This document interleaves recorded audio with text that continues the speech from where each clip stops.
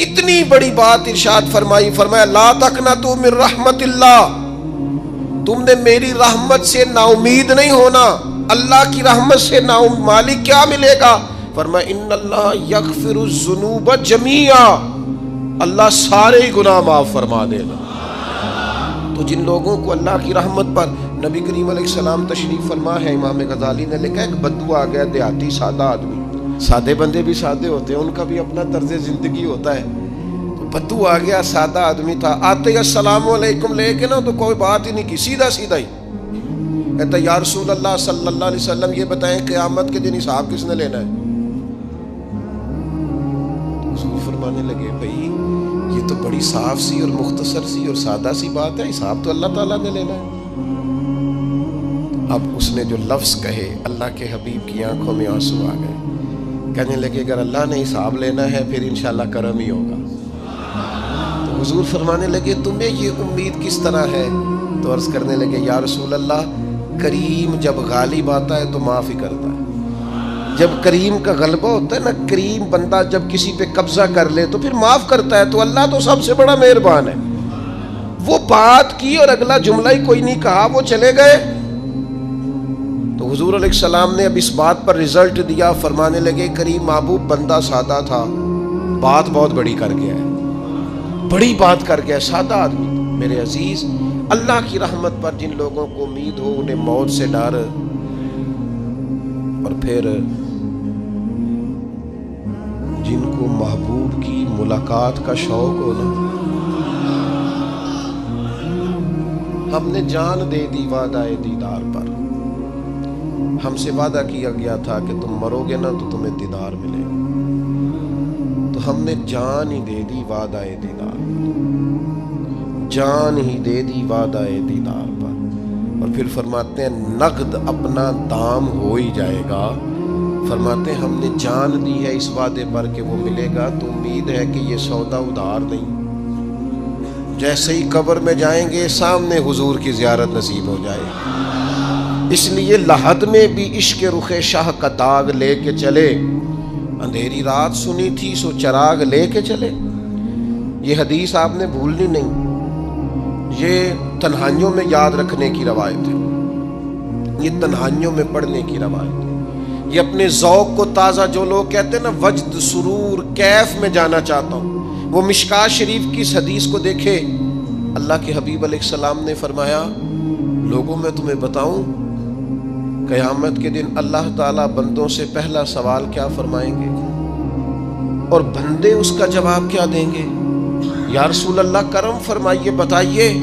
تو کریم فرمانے لگے اللہ تعالیٰ قیامت کے دن بندوں سے سب سے پہلا سوال، اگرچہ بعض اور احادیث میں اور سوالات بھی آئے ہیں قیامت میں جو سب سے پہلے ہوں گے، لیکن اس حدیث میں یہ والا سوال حضور نے بیان فرمایا۔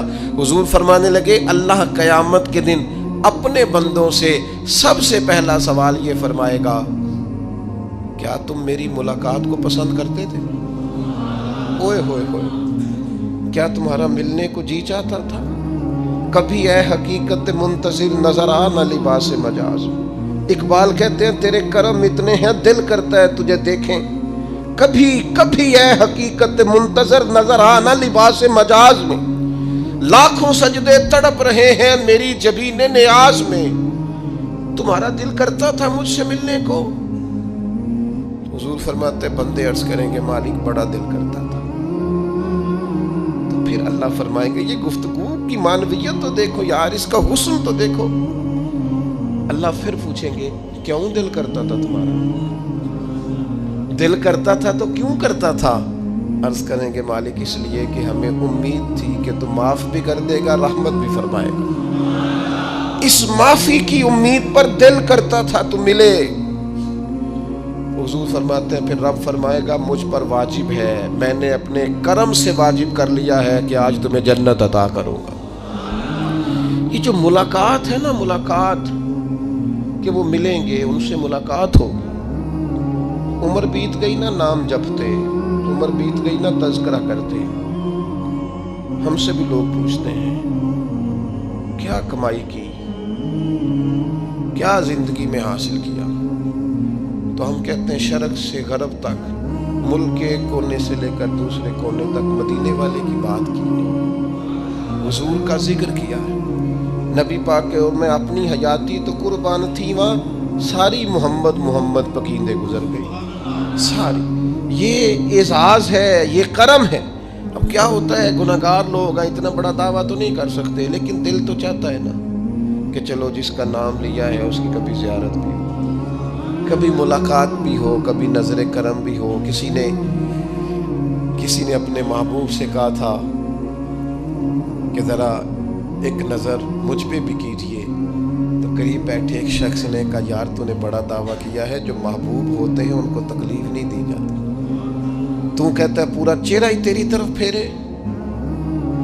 تو پھر اس نے اس درویش سے پوچھا کہ میں بھلا پھر کیا کروں، میرا دل تو میرا بھی کرتا ہے نا، چلو یہ تو آپ کی بات ٹھیک ہے کہ اب میں محبوب سے کہوں کہ اتنی تکلیف کرے کہ میری طرف پورا رخ پھیرے تو ٹھیک نہیں، تو پھر بتائیں میں کیا کروں؟ تو اس نے کہا ان راہوں میں کھڑا ہو جا جن راہوں کی طرف وہ کریم دیکھتا ہے۔ چلو اسی با کردار کو دیکھتے دیکھتے بیچ میں تیرے اوپر بھی نظر، مجھ پہ محشر میں نصیر ان کی نظر پڑ ہی گئی، مجھ پہ محشر میں نصیر ان کی نظر، اوئے ہوئے اللہ کرے آپ کو بھی وہ لطف آئے جو مجھے آ رہا۔ کہتے مجھ پہ محشر میں نصیر ان کی نظر، یہ انتہائی عاجزی ہے کہنے والے کی۔ اس نے بالکل اپنے آپ کو ختم کر کے کہا کہ میں قابل تو نہیں تھا، اور میں پھر تکلیف دیتا کہ میری طرف دیکھیں، اسپیشل میرے لیے وقت نکالیں۔ پر کرم یہ ہوا کہ مجھ پہ محشر میں نصیر ان کی نظر پڑ ہی گئی۔ کہنے والے اسے کہتے ہیں خدا کا کرنا،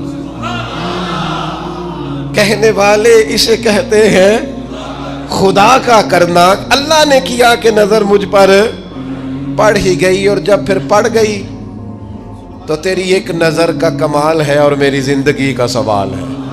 بس جب پڑ گئی تو سو پھر پڑ گئی۔ موت سے وہ بندہ کبھی نہیں ڈرتا جسے ملاقات کا شوق ہو، ملنا چاہے داتا علی اجویری سے اور موت سے ڈرے، ملنا چاہے حضرت غوث پاک جیلانی سے اور پھر موت سے ڈرے۔ زندگی گزری ہو علی علی کرتے پھر موت سے ڈرے، عمر بھر سیدنا عثمان غنی کی سخاوت کی بات کی ہو اور پھر جنت میں جا کے ان سے ملنے کا شوق پیدا نہ کرے، ساری زندگی سیدنا فاروق کا عدل بیان کیا ہو، ساری زندگی ان کے انصاف کا تذکرہ کیا ہو، پوری امت کو بتایا ہو کہ اگر جینا چاہتے ہو تو عمر کے رستوں پر چلو، اور پھر یہ موت سے ڈرے اور مر کے جناب فاروق اعظم کی زیارت کو پسند نہ کرے۔ جسے صدیق کی وفائیں یاد ہو، جنہیں جناب ابو بکر صدیق کا عشق یاد ہو، وہ پھر ان کی زیارت نہ کرنا چاہے اور ساری عمر حضور کی نعت پڑھی ہو۔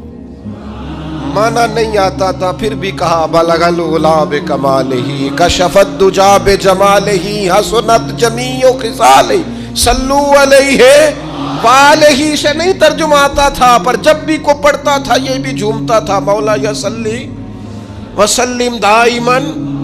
میں آپ کو بتاتا ہوں توتلا آدمی، توتلا اور دیوانہ مجذوب بیچارہ، سمجھ نہیں، توتلا بولنا بھی ٹھیک نہیں آتا۔ مجھے نماز کا سلام پھرا تو وہ جلدی آ گئے، وہ ایک مجذوب آدمی تھے، سادے تھے، تو سلام لی تو کہنے لگے میں گل کرنی سی، تو میں نے ان سے کہا کہ تھوڑی دیر کے بعد ملتے ہیں۔ سادہ آدمی ہے، اللہ مجھے معاف کرے، میں کوئی نقل تو نہیں ان کی اتار سکتا، اس زبان کو ہم توتلی نہیں کہتے، ہم اس زبان کو بلالی زبان کہتے ہیں۔ یہ بڑی خوبصورت زبان ہوتی ہے، یہ جو توتلے لب و لہجے ہوتے ہیں نا، وہ جب بچہ پوری طور پہ اماں نہیں کہہ سکتا، توتلا ہوتا ہے تو کوئی مزہ آتا ہے اماں کو اماں کہلوانے میں۔ جب وہ پوری طور پر باپ کو بابا نہیں کہہ سکتا اور توتلا ہوتا ہے تو کوئی مزہ آتا ہے کہنے میں۔ وہ جب دادی نانی دادا کہتا ہے تو دادے کا دل کرتا ہے یہ 100 بار کہے، چونکہ اسے کہنا نہیں نہ آتا، لیکن اس توتلاہٹ میں جو اس کو لطف آتا ہے۔ مجھے بڑے لوگ آ کے شعر سناتے ہیں، میں نے بڑے خوشگلو نعت خوانوں سے زندگی میں سنا ہے، وہ صاحب میرے پاس آئے اور میں نے کہا بعد میں ملیں گے، تو سادہ آدمی ہے، مجذوب ہے، پورا شعور نہیں رکھتا، مجھے کہنے لگا مصطفیٰ جان رحمت کے بعد، مصطفیٰ جان رحمت پہ لاکھوں سلام کے بعد، یعنی معنی یہ تھا کہ سلام کے بعد، تو اب بڑے بڑے سریلے بندوں سے بھی بندہ سنتا ہے میرا دل کرے، اور میں نے جان بوجھ کے ان سے کہا دوبارہ کیا جائے ذرا، کیونکہ توتلے تھے نا. میں نے کہا تو کہنے لگے مصطفیٰ جان رحمت پہ لاکھوں سلام کے بعد او میرے عزیز یاد رکھو ساری زندگی حضور کی نعتیں پڑھی، نبی پاک کے تذکرے سنے، اب موت سے ڈر جائیں؟ حالانکہ موت تو ایک پل ہے، پل سے گزریں گے تو سامنے اللہ کا دیدار بھی ہوگا، مدینے والے کی زیارت بھی نصیب ہوگی.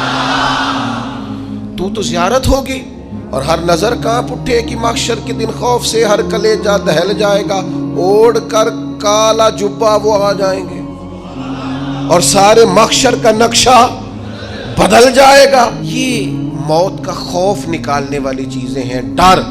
اچھا مجھے ایک بات بتائیں، یہ میں امید کی بات کرنے لگا ہوں، چلیں اب یہ بات تو مشکل ہے پر کرنی پڑے گی، مجبوری ہے. کبھی کبھی ابا جی سے مار بھی پڑ جاتی ہے بندے کو، گھر میں کوئی 2-4 لگ بھی جاتی ہیں، تو اس وقت نا جو سب سے بڑا سہارا کسی کو نصیب ہوتا ہے وہ یہ ہوتا ہے کہ اللہ کرے اماں گھر میں موجود ہو. اور میں نے دیہاتوں میں کئی مائیں ایسی دیکھی ہیں جو بیٹے کے حصوں کی مار کھاتی ہیں. ابا نے ڈنڈا لے لیا ہے بیٹے کی غلطی پہ، اب اماں بیچاری سامنے ہو گئی ہے، 2-4 اس نے بھی کھا لی. یہ بات آپ سمجھیں، موت کا خوف نکالنے کے مفہوم میں بات عرض کر رہا ہوں. اماں موجود ہونا گھر میں تو ابا سختی بھی کرنے لگے تو کسی وقت احساس ہوتا ہے کہ جناب یہ سختی نہیں ہوگی کیونکہ میری اماں، اور اماں پوری وکیل بن جاتی ہے کہ نہیں تو نہیں پتا وہ ہو گئی غلطی، وہ فلانے دے منڈے نے خراب کیتا ہے، حالانکہ ہو سکتا ہے اس نے اس کو بھی خراب کیا ہو، لیکن وہ اماں وکیل ہے، وہ وکالت کر رہی ہے اور وہ بے لوث کر رہی ہے. ہوتا ہے ایسے، اس بات کو سمجھ لے اچھے طور پر. موت کا خوف نہیں، ڈر نہیں، اس لیے کہ گھر میں ماں موجود ہو تو باپ کا ڈر نہیں ہوتا. تو قبر حشر میں تو رسول کریم موجود ہے، وہاں تو نبی کریم موجود ہے، وہاں تو اللہ کریم اپنی رحمت فرمائے گا بندوں پر. اس لیے خوف نہیں، پینک نہیں، اپنی غلطیوں کا احساس ضرور کریں، اپنے اعمال پر توجہ ضرور دیں، لیکن موت کے خوف تلے دبتے نہ جائیں. انشاءاللہ صبح قیامت کرم ہوگا. میرے نبی پاک علیہ الصلوۃ والسلام نے تو فرمایا ہے بس ہم نے ایمان کامل لے کے جانا ہے دنیا میں. حضور نے فرمایا ہے جس طرح 14ویں رات کا چاند چمکتا ہے اس طرح میرے غلاموں کے چہرے چمکیں گے قیامت کو. اللہ کے رسول صلی اللہ علیہ وسلم فرماتے ہیں جسم کے جن جن حصوں پر وضو کا پانی لگتا رہا وہ قیامت میں چمکیں گے. دور سے لوگ ان کا نور دیکھیں گے، پتہ چلے گا وہ محمد عربی کے غلام آ رہے ہیں. یہ کرم ہوگا صبح قیامت، یہ عطائیں ہوں گی. اس لیے مومن موت سے ڈرتا. سیدنا بلال حبشی رضی اللہ تعالیٰ عنہ، آخری وقت ہے، نزع کا عالم طاری ہے، اور یہ گفتگو دیکھیں غلاموں کی. آپ کی اہلیہ رو پڑی، کہنے لگی ہائے ہائے افسوس. حضرت بلال فرمانے لگے کیا ہوا؟ کہنے لگی افسوس ہے کہ آپ دنیا سے جا رہے ہیں. تو حضرت بلال نے مضمون ہی بدل دیا، سوچ کا زاویہ ہی بدل دیا. فرمانے لگے یہ افسوس کا مقام نہیں، یہ تو خوشی کا مقام ہے. اس لیے کہ میری آج آنکھیں بند ہوں گی، قبر میں کھلیں گی، مدینے والے محبوب سے بھی ملوں گا، حضور کے غلاموں سے بھی ملوں گا صلی اللہ تعالی علیہ وسلم. تو موت تو مقام مسرت ہے، اور اگر یہ مل جائے زندگی میں. ایک بدو ایمان لے آئے، ابن ماجہ میں موجود ہے. حضرت ابو ہریرہ رضی اللہ تعالیٰ عنہ حدیث کے راوی ہیں، فرماتے ہیں ایک بدو ایمان لائے اور انہوں نے حضور علیہ السلام کے ساتھ ہجرت بھی کی. ابن ماجہ میں موجود ہے. تو نبی پاک علیہ السلام نے نا انہیں ایک صحابی کے ساتھ کر دیا. اب ان کے کام کاج میں مصروف ہو گئے ان کے ساتھ. تو حضور علیہ السلام نے نا ایک جگہ سے مال غنیمت آیا. تو طریقہ مبارکہ یہ تھا کہ مال غنیمت میں سب کو حصہ دیا جاتا تھا. اگرچہ وہ جہاد پہ نہیں گئے لیکن حضور نے انہیں بھی حصہ دیا. تو وہ صحابی تو رو پڑے، عرض کرنے لگے حضور میں اس کے لیے تو ایمان نہیں لایا تھا. حضور نے فرمایا پھر بتائیے. گرچہ حضور جانتے ہیں کس لیے لائے تھے. عرض کی حضور میں تو اس لیے ایمان لایا تھا کہ میں رب کی راہ میں لڑوں گا اور میں اپنی جان پیش کروں گا. میں شہادت کے لیے ایمان لایا تھا، مجھے یہ مال دولت نہیں چاہیے. تھوڑی ہی دیر گزری کہ ایک اور مارکے کا اعلان ہو گیا، جنگ کا اعلان ہو گیا. حضور نے فرمایا چلو. وہ گئے اور چند ہی لمحے گزرے کہ وہ میدان میں اترے اور پھر شہید ہو گئے. صحابہ کرام ان کی مقدس لاش مبارک کو اٹھا کے محبوب کے قدموں میں لائے تو نبی کریم نے کیا خوبصورت بات ارشاد فرمائی. حضور فرمانے لگے دیکھو اس نے اللہ کی تصدیق کی ہے تو رب نے بھی اس کی تصدیق فرما دی. اور پھر یہ دو جملے محبوب کہتے کہتے اٹھے اور پھر حضور نے اپنا جبہ مبارک اتارا اور اتار کے فرمایا اس بندے کو نہ اس جبے میں کفن دے دو, اس میں اسے کفن دو, اس لیے کہ تو شہادت کے لیے ایمان لایا, موت کی آنکھوں میں آنکھیں ڈال کے جیا, اپنی زندگی کمزور نہ گزاری. مسلمانوں پہ کافر کا رعب طاری ہو گیا ہے. ایک تو ہوتا ہے نا کہ کوئی مدد کرنا, کوئی آگے بڑھنا, فلسطین کا نام تک نہیں لے رہے حکمران زبان سے, ذکر تک نہیں کر رہے, چینل ذکر نہیں کر رہے. اتنا رعب, اتنا کفر کا خوف, صرف اس لیے کہ ہمیں موت کا ڈر ہے. مر جائیں گے تو بستر پہ نہیں مریں گے, بیماریوں سے نہیں مر جاتے لوگ. خدا کے بندو اپنی زندگی میں اتنا خوف اگر موت کا پیدا کر لو گے. حضرت سعید ابن جبیر رضی اللہ تعالیٰ عنہ بہت بڑے فقیہ تھے. حجاج بن یوسف نے بلایا اور کہنے لگا میں تمہیں موت دینے لگا ہوں, مار دوں گا تمہیں. بڑا ظالم آدمی تھا, بڑے لوگ اس نے قتل کیے تھے. حضرت سعید رضی اللہ تعالیٰ عنہ مسکرا پڑے اور غصے میں آیا, کہنے لگا کیوں ہنستے ہو؟ فرمانے لگے تو بڑا بیوقوف ہے, تجھے کس نے کہا زندگی اور موت تیرے ہاتھ میں, یہ تو تب آئے گی جب میرا رب چاہے. کہنے لگا لے جاؤ ان کو اور جا کے قتل کر دو. تو وہ جب جلاد لے جا رہے تھے تو آپ اور کھل کے مسکرائے, ہنسے. یہ آپ کی طاقت ہے کہ موت کو دیکھ کے مسکراہٹ ہو, لبوں پہ تبسم رقصہ ہو, مسکرائے. جب آپ مسکرا رہے تھے تو اس کو اور غصہ آیا, واپس بلایا. کہنے لگا مسکراتے کیوں ہو؟ فرمانے لگے تیری جرت پہ مسکرا رہا ہوں اور اس بات پہ مسکرا رہا ہوں کہ رب کتنا بے نیاز ہے, تیرے جیسے لوگوں کو بھی مہلت دے رکھی ہے. کتنا بے نیاز ہے, تیرے جیسے لوگوں کو مہلت. اور غصے, کہنے لگا میرے سامنے قتل کرو.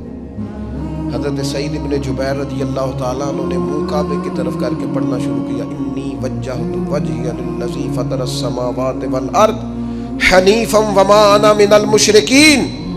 آپ یہ پڑھ رہے تھے تو کہنے لگا اس کا منہ کعبے سے پھیر دو. کعبے سے منہ پھیرا تو آپ فرمانے لگے تو بڑا ہی بیوقوف ہے, میرا رب کو صرف کعبے کی طرف مقید ہے, وَلِلَّهِ الْمَشْرِقُ وَالْمَغْرِبُ فَأَيْنَمَا تُوَلُّوا فَثَمَّ وَجْهُ اللَّهِ. چہرہ پھیر دیا جب اس نے تو آپ فرمانے لگے مشرق بھی اللہ کا, مغرب بھی اللہ کا. اور اللہ فرماتا ہے تم جدھر بھی منہ کرو ادھر ہی اللہ کی رحمت ہے. یہ پڑھا تو اب اس نے لٹایا, اور جب وہ آپ کو قتل کر رہا تھا تو حضرت سعید ابن جبیر کی ایک زوردار آواز گونجی. فرمایا یاد رکھنا مجھے اسی طرح قتل کرنا جس طرح تم خود قیامت میں قتل ہونا پسند کرتے ہو. میرا آخرت پر یقین کامل ہے, محشر میں عدالت لگے گی, میں تمہیں قتل کروں گا میں. حضرت سعید ابن جبیر کی وہ جرت تھی کہ دربار سارا لرز گیا حجاج کا. حضرت سعید ابن جبیر رضی اللہ تعالیٰ عنہ کہنے لگے اللہ اسے میرے بعد کسی پر مسلط نہ کرنا, میرا قتل آخری ہو, میرے بعد نہ ہو. ڈر گئے لوگ, سہم گئے. اور وہ جو جلاد آپ کو قتل کر رہا تھا اس کے بھی ہاتھ کانپ رہے تھے. اتنی جرت, موت کا ایک منٹ کے لیے خوف نہیں. حضرت سعید ابن جبیر رضی اللہ تعالیٰ عنہ شہید ہو گئے تو اتنا خون نکلا, اتنا خون نکلا, اتنا خون نکلا, خون بند ہی نہیں ہو رہا. ایک طبیب بیٹھا تھا, ہانپتے کانپتے ڈرے ہوئے سہمے ہوئے. حجاج کہنے لگا اسے اتنا خون؟ تو کہنے لگا بادشاہ میں نے سالوں مریض دیکھے ہیں, اس کو پتہ چل جائے نا مرنے والا ہوں وہ تو اتنا خوف میں آتا ہے, پہلے ہی اس کا سارا خون جم جاتا ہے اور سکڑ جاتا ہے اور اس کا خون جل جاتا ہے. یہ جو بندہ تم نے شہید کیا ہے نا اس میں ایک رتی برابر بھی موت کا خوف نہیں, موت کے خوف سے بے نیاز تھا, اتنا خون نکلا. حضرت سعید ابن جبیر شہید ہوئے اسی دن حجاج کے پیٹ میں درد شروع ہوا, صرف 15 دن. حجاج بعد میں زندہ رہا 15 دن اور ساری رات تڑپتا تھا, کہتا تھا مجھے خواب میں آ کے پیروں سے گھسیٹتے. حضرت سعید ابن جبیر چلاتا تڑپتا 15 دنوں کے اندر. طبیبوں نے کہا تیرا جو مرض ہے یہ کوئی آسمانی عذاب ہے. میرے عزیز موت سے ڈرے نہیں بلکہ جو ظالم ہو ان کو ڈرا دیں, یہ مومن کی شان ہے. اپنی زندگی کے اندر سے موت کا خوف نکال دیں، تاکہ زندگی کے جو دن ہیں وہ جیے تو جا سکیں، وہ انسان مضبوطی سے وقت سے گزار سکے۔ حضرت علی شیر خدا رضی اللہ تعالیٰ عنہ نا وہ جیکٹ نہیں پہنتے تھے جنگی، جو کمر پہ پیچھے لوگ پہنتے تھے نا، تلوار کوئی مارے تو زخم نہ ہو۔ تو کسی نے مولا علی شیر خدا رضی اللہ تعالیٰ عنہ سے فرمایا پشت پر آپ وہ جیکٹ نہیں پہنتے لوہے کی؟ آپ فرمانے لگے پشت تو دکھانی نہیں تو کہنے لگے موت سے ڈر نہیں آتا؟ فرمایا بالکل بھی نہیں، اور فرمایا مجھے بالکل ڈر نہیں آتا کہ میں موت پر آ گروں یا موت میرے اوپر جا گرے۔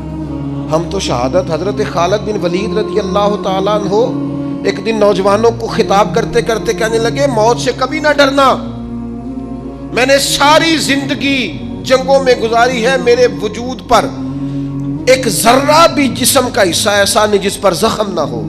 اور جو کہتے کہتے رو پڑے، فرمانے لگے یہ بات کرتے کرتے رو پڑے، فرمانے لگے دیکھ لو زندگی ساری میدانوں میں گزاری ہے، لیکن شہادت اللہ تعالیٰ نے میرے لیے وہاں نہیں لکھی تھی، یہاں اللہ تعالیٰ نے اپنی رحمت کے لیے موت میرے لیے لکھی تھی۔ تو یہ تو اللہ کا کرم ہے۔ قریب ایک بزرگ صحابی اور بیٹھے تھے، فرمانے لگے آپ کی نیت شہادت کی تھی، انشاءاللہ آپ قیامت میں شہیدوں میں ہی کھڑے کیے جائیں گے۔ تو میرے عزیز خوف نہیں موت کا۔ آخر میں 2-3 گزارشات عرض کرنی ہے۔ ایک تو میری آپ سے گزارش ہے، جنہوں نے ابھی تک قرآن مجید کی تلاوت شروع نہیں کی، وہ ابھی سے آج سے 10 منٹ ٹائم ہو تو مسجد میں بیٹھ کے ایک رکوع پڑھ کے جائیں، قرآن مجید نہیں چھوڑنا۔ رمضان کا تعارف یہ ہے کہ شہر رمضان الذی انزل فیہ القرآن، تو قرآن مجید سے دلچسپی۔ دوسری میری گزارش ہے راشن بانٹنے والوں سے بھی کہ مہربانی کریں لائنوں میں لگانا چھوڑ دیں، اور لینے والوں سے بھی میری عرض ہے کہ اللہ تعالیٰ سارا سال عطا کرتا ہے، 3-4 ہزار کے لیے کیوں اپنے آپ کو آپ تکلیف میں ڈالتے ہیں؟ سارا سال اللہ دیتا ہے۔ اور پھر میری آپ سے یہ بھی اپیل ہوگی کہ طبیعتوں میں حلم پیدا کریں، بردباری پیدا کریں، یہ بڑی ضروری چیز ہے۔ مثبت سوچیں لائیں، روزہ ہماری تربیت کرتا ہے۔ اور پھر آپ سے یہ بھی اپیل کروں گا رمضان شریف کی مقدس گھڑیوں میں صرف اپنے لیے نہیں سوچے، امت کے لیے سوچیں، بالخصوص فلسطین کے مسلمانوں کے لیے کم از کم دعا مومن کا ہتھیار ہے، وہ تو جم کے کریں اللہ کے حضور۔